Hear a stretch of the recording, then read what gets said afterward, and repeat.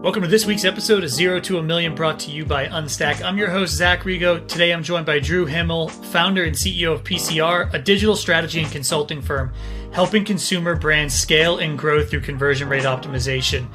Drew, thank you so much for joining me today. Thanks, Zach. Really appreciate it. Excited to dive in and nerd out a little bit here today. Yeah, nerd out for sure. We actually, nerded out last week a little bit, which is why I invited you on. And that was just a conversation for us to get to know each other and learn a little bit more about each of our businesses. Obviously, you brought some value right to that call. And I was like, hey, we got to get this guy on to nerd out. So before we do that, I'd love to get a little bit of background on your career, how you came to found a PCR and where we kind of ended up today.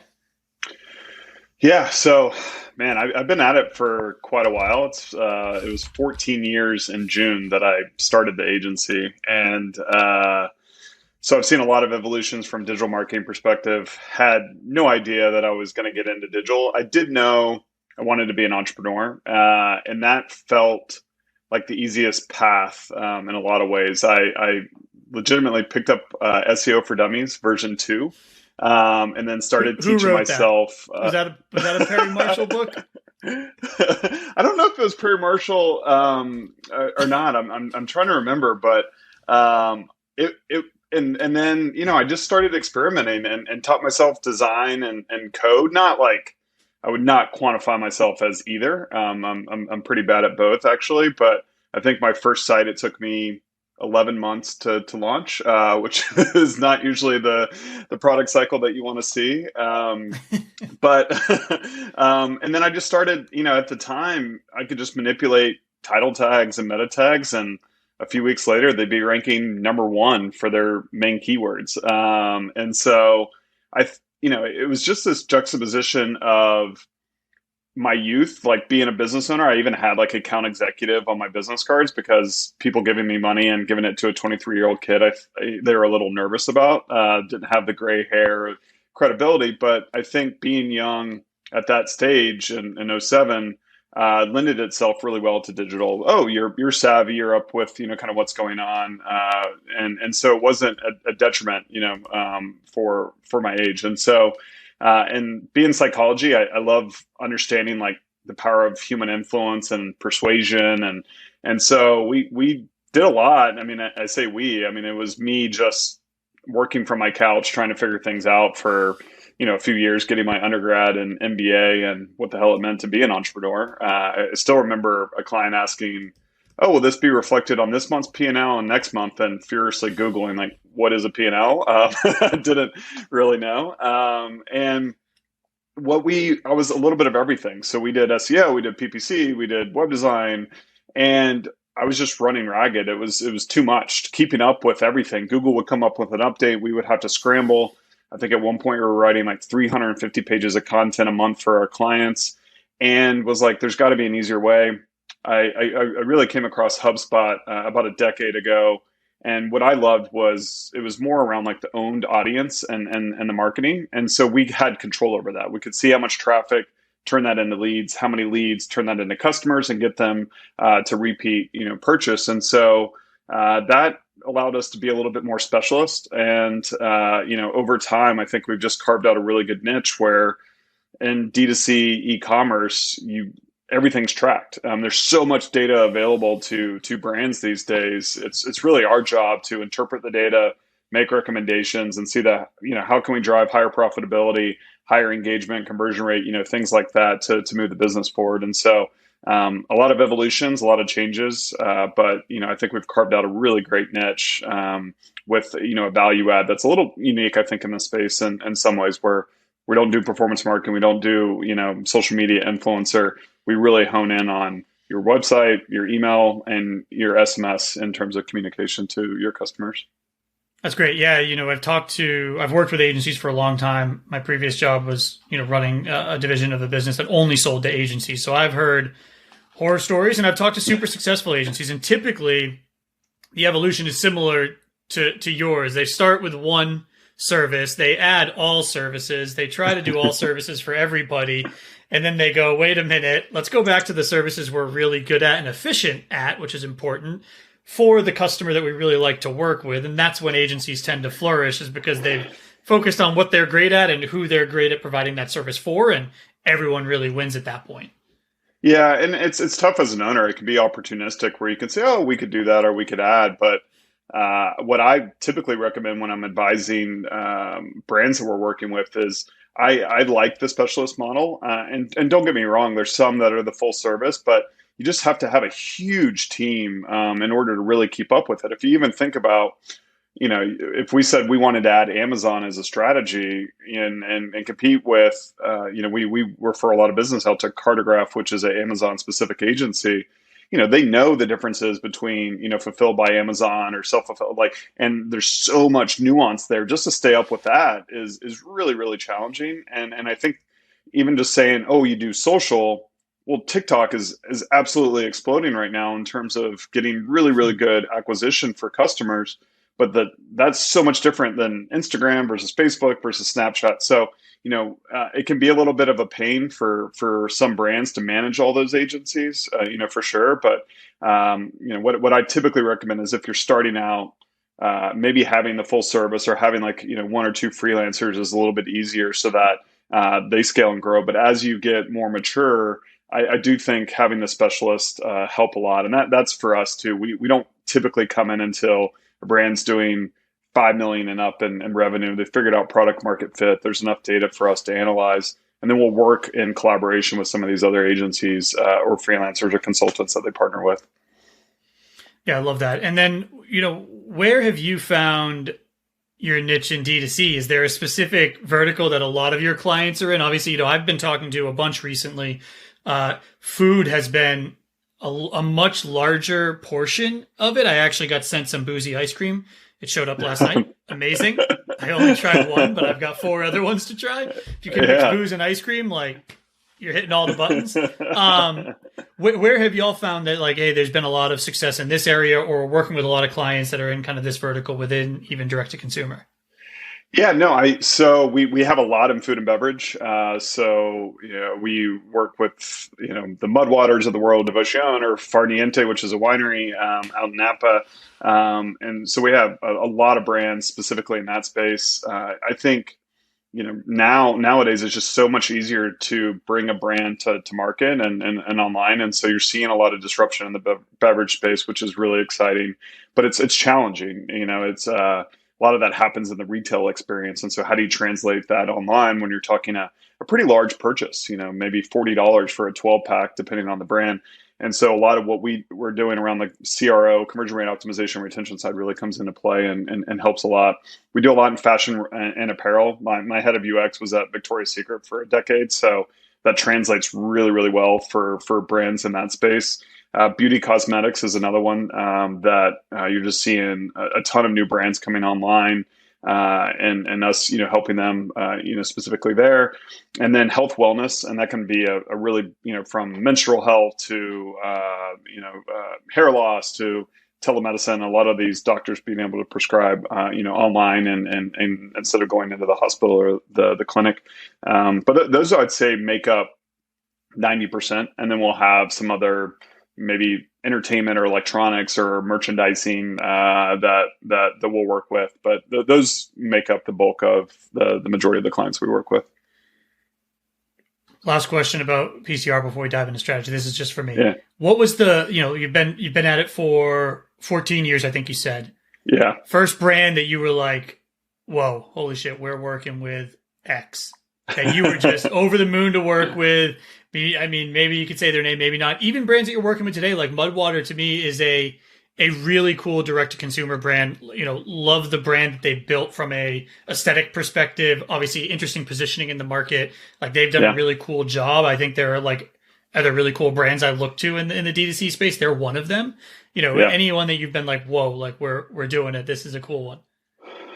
I have a bunch, but the one that immediately comes to mind is we helped the Chargers, the NFL team, move from San Diego to LA. And so I was living in New York at the time, trying to manage that, and it was too much. So I actually moved to LA, and it took up about 2 years of my life. We had 7 full-time people dedicated to the account.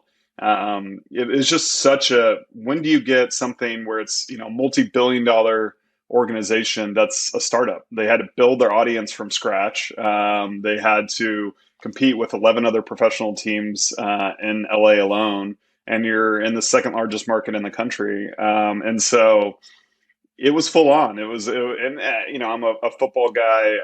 I grew up watching, Florida State from a college, and then I live in Jacksonville, Florida, so I have the Jaguars here, unfortunately, over the last decade. But well, Florida State, unfortunately, too. I don't know if you're a Jacksonville State fan, also, but that is you can change your allegiance immediately if you'd like.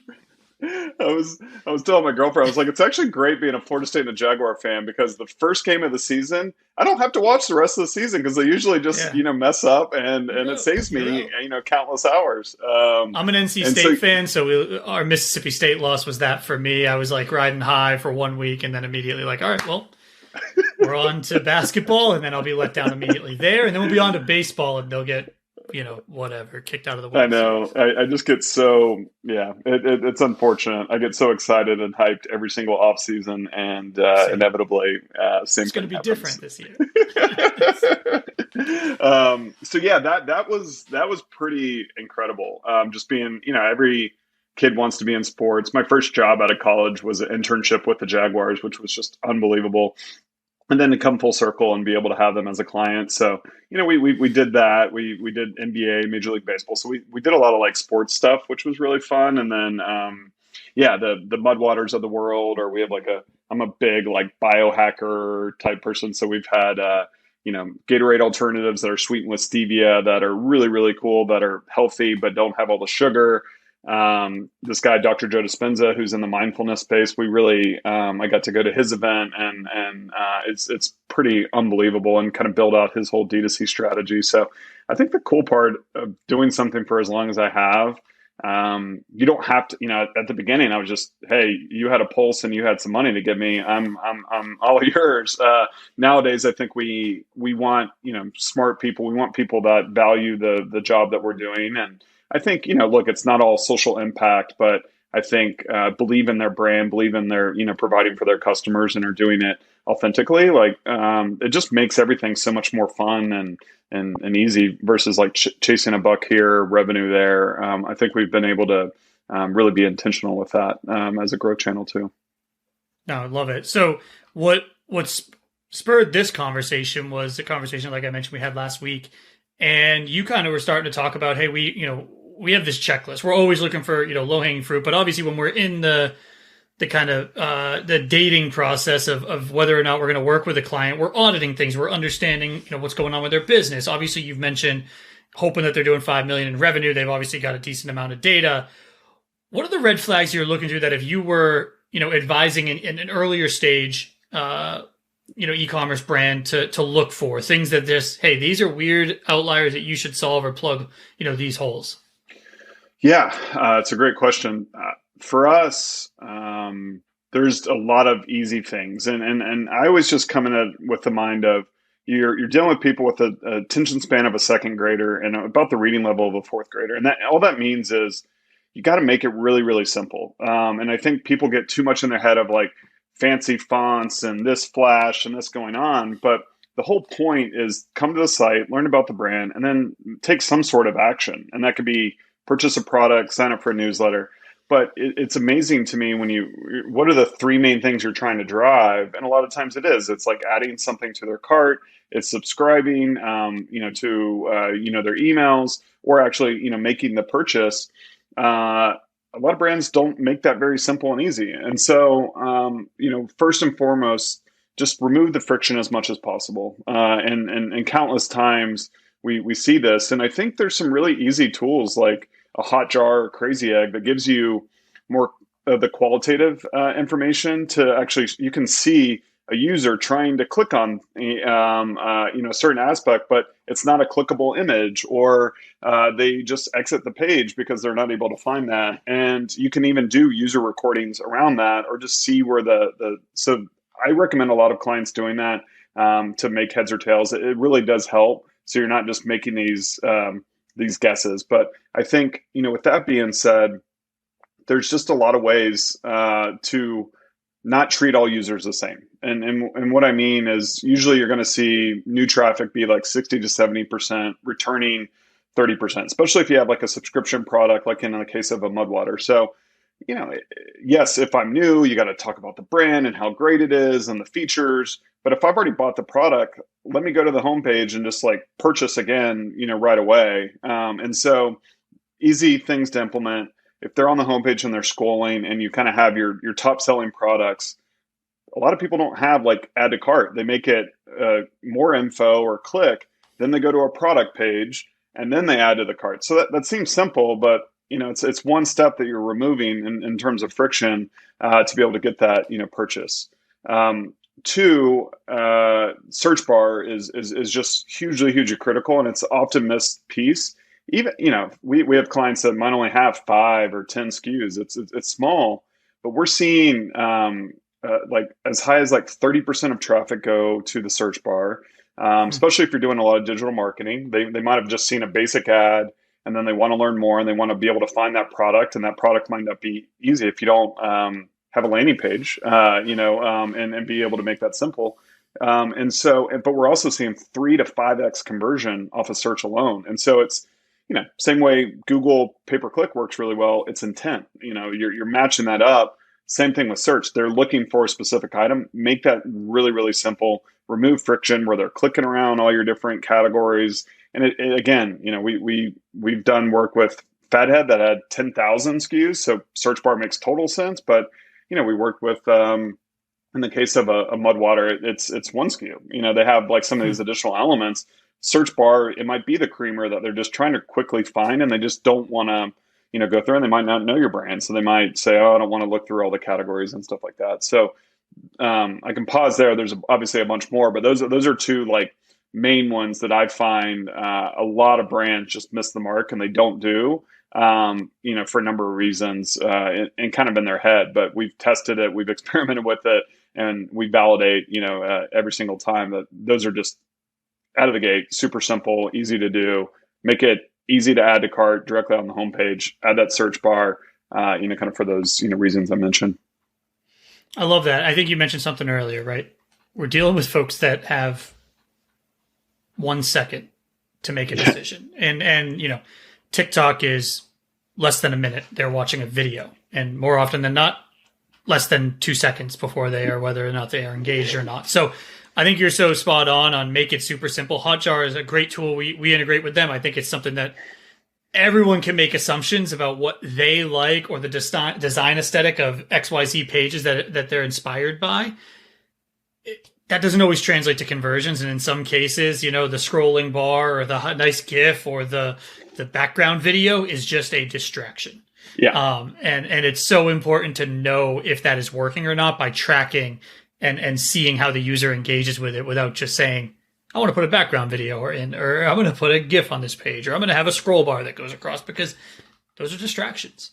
Yeah, and it's really great to see, because we can make all these recommendations and provide the insights, but we're going to back it up with data, and that can be the data where, I personally hate carousel bars. I think they're a huge negative for conversion, and we could show you in the user recordings where they're going there to add the product to the cart, which is what you want them to do, and all of a sudden it's circles through the next slider, and then they go over here, and then they just exit, and it's just little things like that I think make a huge difference. And I think a third one comes to mind, again, when I'm talking about new versus returning. The next is like mobile versus desktop. Desktop, you're going to see higher transactions and revenue typically coming from, but mobile's only getting bigger and bigger. And so obviously having responsive site, Shopify, everybody else, you have that ability to make it responsive very easily with little no code or unstack. But one that's super simple is a sticky add to cart, and especially on mobile, we see this improve conversion by 0.5% or 1%. And so, I'm scrolling on my phone, I'm on the product page. Just have the add to cart follow me along on that journey, or have it follow the user on the journey on mobile.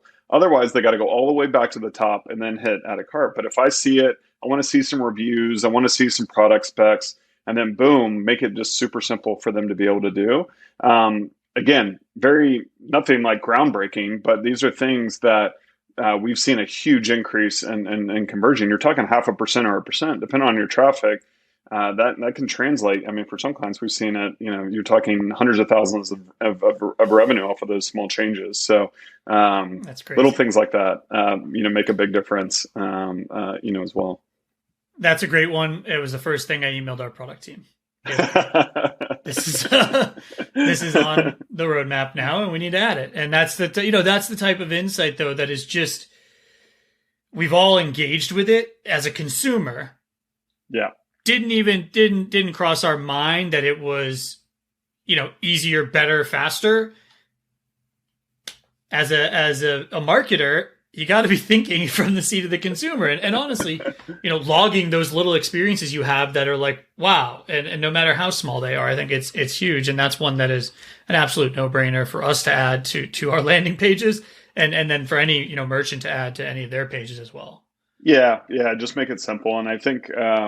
We do a ton on CRO, and then we do a ton around the retention side and Klaviyo, and I think I get a lot of questions too around we're a platinum partner of theirs, so we've worked with them really closely. I think they're far and above. If you're an e-commerce brand and you're doing email and SMS, like they're I think best in class, and usually there's the flows and the automations, then there's like the campaign sends and the newsletters.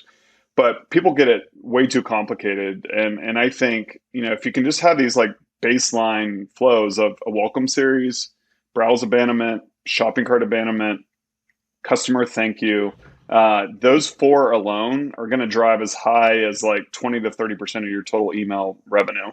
And usually, you want to don't be afraid to put multiple emails in that sequence. A welcome series could have as little as 3 up to 5 we've seen and have success. Same thing with shopping cart abandonment.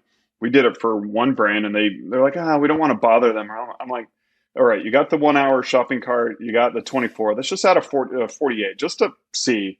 That one email drove $30,000 a month in revenue. And it's like, it's quick, you're asking, and we didn't see a huge unsubscribe or anything like that. So I think, focusing on that, being able to feel comfortable with a little bit of the frequency, and really just think about the whole entire funnel of when you welcome them to your brand, when they're trying to get purchased. Again, ADD, they kids coming, something, phone call, they didn't make the purchase, and then the post purchase too, like thanking them and figuring out that surprise and delight and what are the things that you can do, and then the customer win back if they haven't been to the site in 45, 60, 120 days, whatever you want to call it, depending on the life cycle, is just another one as a gentle reminder that you set it and it's making money, for your brand while you sleep too. So just wanted to kind of throw in some best practices around email and flows as well there. Yeah, those are huge. And we actually interviewed Andrew from Klaviyo and asked him a lot about that. Like, hey, what's the best use cases for it? How have you seen clients really succeed? And then the other one is like, how do you nurture a consumer? So as a brand, how do you get a consumer to not only give you their email, but somewhere later down the line, give you their phone number so you can SMS them or opt into a VIP list to get product launches? Like just these little things that you can do to create a journey for a consumer that I think, in the B2B world, that type of work has always kind of been done, especially as like SaaS has blown up. Yeah. E-commerce brands need to take that same playbook and say, hey, how can we get them to do these kind of micro actions that turn into building a really great relationship and provide us more own channels that we can use, when we need to. And I think that's really important as well. Yeah, it's really interesting right now too, with all these Apple updates that are affecting kind of Facebook and things of that nature. It used to there was a glory day where, okay, you get segment interest, throw some money, and your CAC is great. You can just go and acquire customers pretty cost effectively. Now that's all been upended in the last few months, and so I mean, obviously, I've been a huge proponent. I'm like, before you spend money, get your house in order. Get the foundation set of your email flows, your optimization, your website, And then to your point, get them coming back. And so thinking about retention, thinking about community, thinking about these things, and not treating everybody the same. The job does not end when they even, I think, purchase the product. It's, how are you nurturing them and developing a relationship? And I think, now there's private Facebook groups that brands are starting to get, product ideation and feedback that they're using to inform, their product strategy and the roadmap, down the line. And then, events, experiences, speakers that they're able to provide just to their, quote unquote VIP, kind of customers too. We have a beverage brand that has a subscription product and on demand, and they were treating all the flows and everything the same. And we're like, look, this is a very different experience, and you need to kind of let them know what to expect for that first purchase versus the person that's purchased it 12 times. We need to kind of start to segment and contextualize the communication too. So that nuance, I think, is going to be more and more critical. And I see job postings everywhere now for like head of lifecycle marketing or head of retention or head of community. I think brands are recognizing that they got to get the house in order, because I don't think it's all of a sudden just going to become easier to attract customers on Facebook in the way that it was months ago or years ago. Yeah, I mean, I've been in digital marketing for a while, and talked to brands, back in the heyday of Google. Even I started with PPC in 2012, and cost per clicks were insane. I'll never forget, like, one of the most profitable businesses I ever saw online was a crib sheet. High-end crib sheets using, like, I don't want to say Egyptian cotton or some ridiculous, like some very, very high-end. And she was charging, I think, $89 for one set of crib sheets. Margins are insane. And the cost per click at the time on crib sheets was still under $1. It's like, this business is incredible, And I also talked to brands later in my career, or agencies later in my career, that are saying, hey, our clients are barely breaking even on that first transaction. Right. Everything we need to do is post-transaction, we basically break even to acquire an email, and then we are trying to acquire, repeat visitors, subscriptions, things of that nature to grow the LTV of the client. As subscriptions come into play, how have you seen that impact businesses positively, and then also have to change their marketing to almost be, like a SaaS business? How do we mitigate churn or increase net retention? Those are things that we're talking about all the time on the SaaS side, but now e-commerce brands are talking about as well. Yeah, no, I mean, and look, I think Amazon got us, first very comfortable with the idea of subscription for a product, with Prime, and then now they have the subscribe and save. So I think as consumers become more and more comfortable having these subscription, because for me, I was always like, even the basic things like paper towels or, shampoo or soap, I was still like, I'm going to have like a backlog of these things. And so we're seeing a huge explosion. And obviously from a financial standpoint, it makes complete sense. You're having repeatable, predictable revenue ongoing. And so, yes, that makes sense. But you can't, where I see a lot of mistakes are, they just think, oh, we're going to add it, and there might just be, a dollar off or 5% off or something like that. And they don't think about the larger idea of the lifetime value of those customers. And so a lot of what we do, and it almost sounds a little counterintuitive, but the biggest hesitations that people are going to have for a subscription is like, can I pause? Can I skip a shipment? And I think like the butcher boxes of the world do an incredible job of this, the meat delivery where, if I'm out of town for a few weeks, I don't need any more ribeyes or any more, kind of hamburgers. I'm already backlogged, but, very, very easy to do that. So a lot of our clients were incorporating getting ahead of it.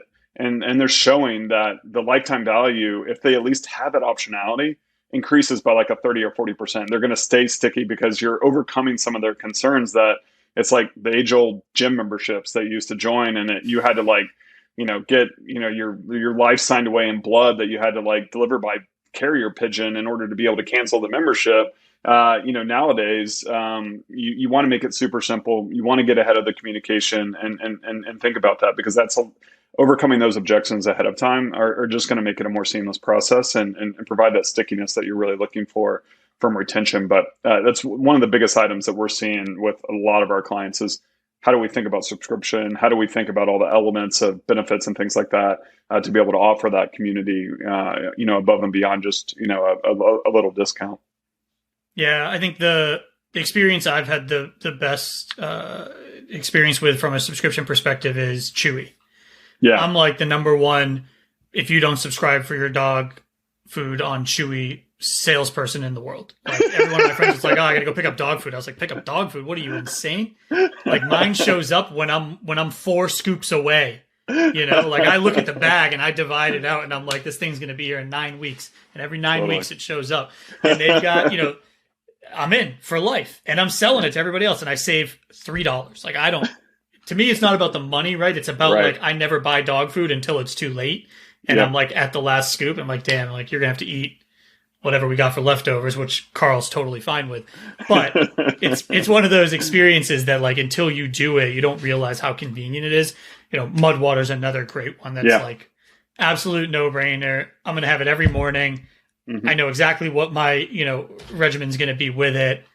Can show up. There's a company I spoke with recently that's had a ton of success with it. It's a coffee brand as well. It's just like, you have to have that. So I encourage every listener to go and figure out a way to implement this, and then also encourage it and be supportive of your customers that are looking into it or opting into it. Yeah, I think and that just gets to the idea of around like testing and experimentation. I think a lot of mistakes I see of like head of marketing or head of e-commerce or CEOs or CMOs is they're treating their customer the way that they want to be treated, of like, oh, I would never subscribe to dog food. I like going and getting all the other things, but it's like, test and be able to see, and you'd be really surprised where another one comes to mind is even asking for like an upsell or putting that into the checkout experience. Like so many brands are like, well, they're already buying this, we don't want to come across as too salesy. And I'm like, oh, they just see it. And again, make it easy, reduce friction, have a 1-click upsell right there. You will see your average order value increase by 10, 30% just by doing that one thing. And again, they don't have to take that action to be able to do it. And so, I think those things and not treating the customer the way that you necessarily want, people are just very, very different. And the way that they interact with your website, the way they engage or communicate. I know a lot of people are like, if a brand ever texted me, I would lose my shit.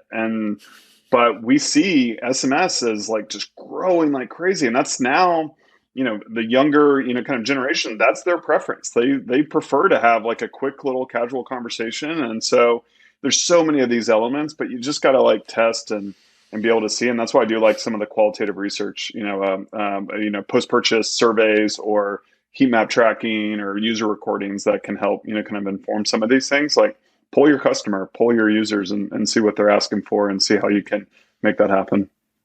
Yeah, SMS is huge. And I've talked about this, my experience is I opt into SMS for brands that I really care about or products that are out of stock that I really care about. Those are the two times I do it and make it easy to opt out, but it's a great way to get in front of me. And I bought a pair of shoes recently from a brand that was not well known at all. I'd never heard of them. Saw an Instagram ad was cool. Shoe looked good, out of stock in my size. I'm like the most common average person on earth. So my sizes are always out of stock.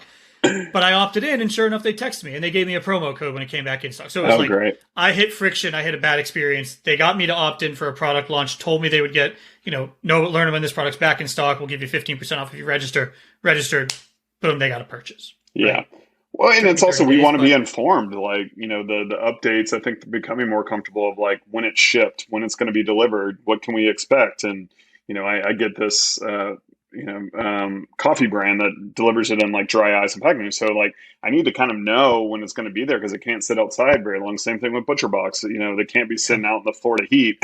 And so, there's the transactional side, there's the out of stock, there's promos or specials if you have that brand experience. And it just goes back to how do you create that holistically, for your customers, for your users, across every, potential touch point. And that's too where another like kind of nugget of wisdom came up is these transactional emails, use that as opportunities to be able to get to, allow them like, Malomo is a great way to build a more branded experience with your shipping and your tracking, make it on brand as opposed to getting like the ugly Shopify kind of transaction. So And then maybe there's upsell, or maybe there's recipes if you're, a food or a beverage client. So there's a lot of different things that you can do where it's like any communication, any message, how do you uplift that so it's on brand, on point, it's something of value to, the end user.